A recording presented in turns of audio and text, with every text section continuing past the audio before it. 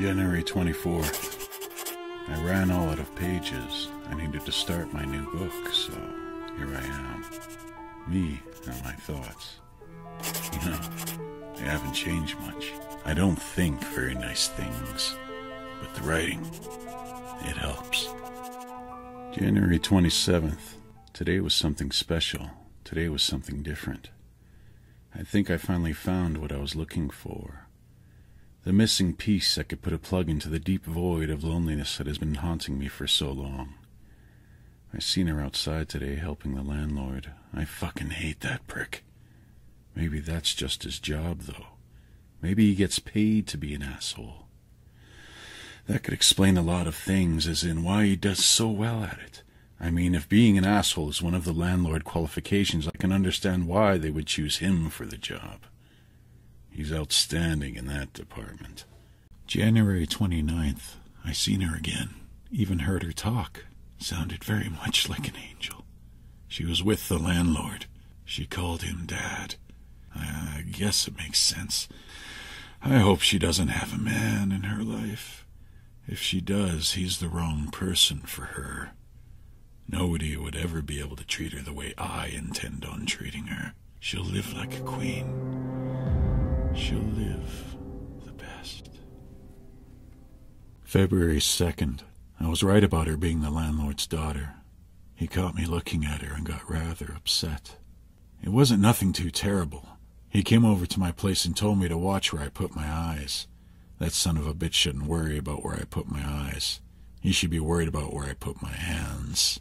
I want to strangle that son of a bitch. February 5th. I never knew what love was.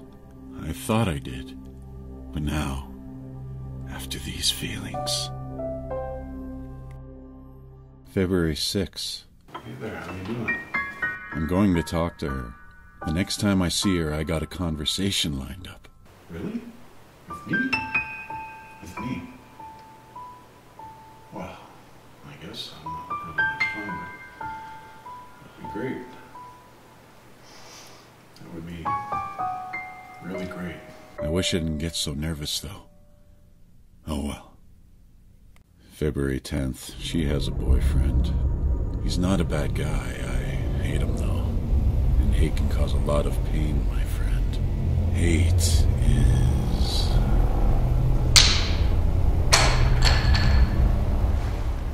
February 14th. Bad things happened. February 17th. The boyfriend is dead. I didn't have a choice. It starts with another secret, you see. I've been sneaking out at night, and I've been watching her. I happened to be watching her on the night of the 14th. The boyfriend had shown up. He so happened to walk up on me while I was watching through the window. He started talking some shit, so I just swung, you know, mostly to shut him up. He went out cold, and I was going to leave him there, but then I thought about how he might tell people about what he saw. I couldn't have that, so I brought him home. Luckily, I wasn't seen, and if I was, nobody said anything. So I tied him up and stuffed him in the closet. I needed time to think. I sat on the couch to ponder. At some point in the time, I must have fallen asleep. I only know this because I was woken up. There was a rather irritating noise coming from the closet. The same closet the boyfriend was in. At this point in time, I knew what I had to do. I went into the garage and returned with my axe. The next part was plain and simple. I held the axe up high over my head and waited. I practiced a few swings until I was ready. I threw open the door expecting him to jump out at me. He didn't, though. He had just given up. I looked in his eyes. He looked in mine. 2 seconds later, my axe was coming down. 2 seconds after that, blood was everywhere. 2 seconds after that, the boyfriend was dead. I began hacking him into tiny, tiny pieces. It was a lot harder than I thought it would have been. It took 2 more trips to the garage, which was a bother because I had to get rid of the tools I used, which of course could have become evidence. Nothing bad happened, other than that smell. Anyway, I ended up getting this big-ass hacksaw and just sawed up the little pipsqueak. After that, I just disposed of him in random places. At the end of the day, I never want to have to get rid of a body again. February 20th, in walks the landlord. Got himself a complaint about a smell, but he can't smell anything. The smell was gone. He still wanted to poke his nose around. I didn't want none of that. I happened to grab him by the throat, and I had a strong grip. He began clawing at my hands, but he wasn't being as loud, which I found rather comforting. I decided to keep him. It sounds a little strange, but at least it gives me someone to talk to. It gets far too lonely.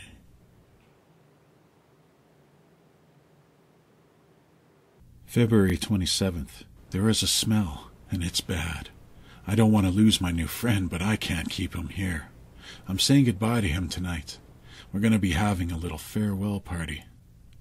I'm going to miss the little fucker. I hated him when he was alive. Hated his guts. Maybe it was just because of his voice. Maybe he talked too much. That's really the only thing that changed. He just stopped talking. It was good. March 1st. It's fate. Plain and simple. These events have brought us together, the landlord's daughter and I. It was during our farewell landlord party. I hope we weren't being too loud. We weren't being loud. Never made a peep.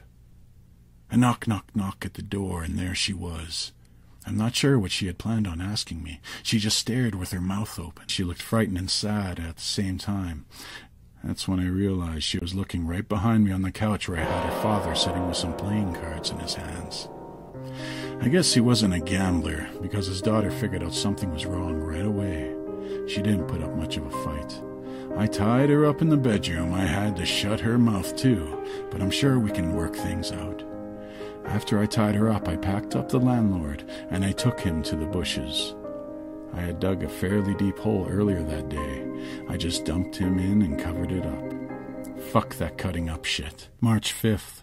She still hasn't figured out how to love me. That's okay, though. I got lots of time. Nobody suspects a thing, and she doesn't make a smell like the bodies did.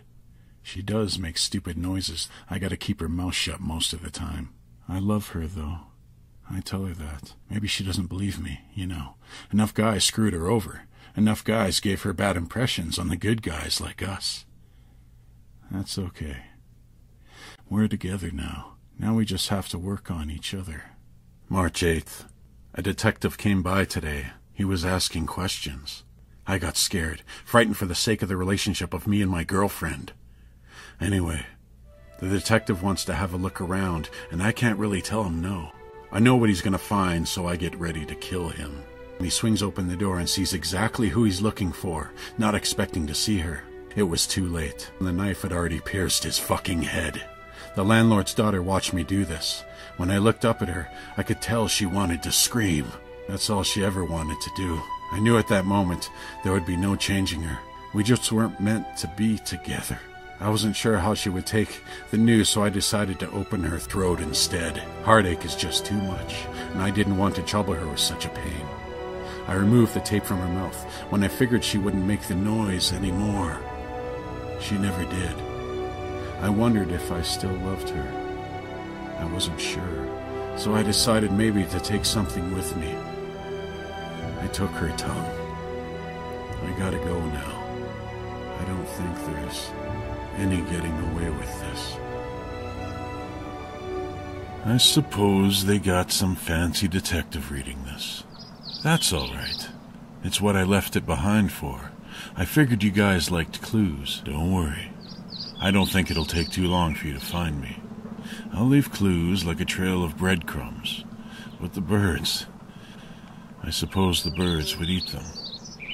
They won't eat bodies, though. No, they'll have none of that.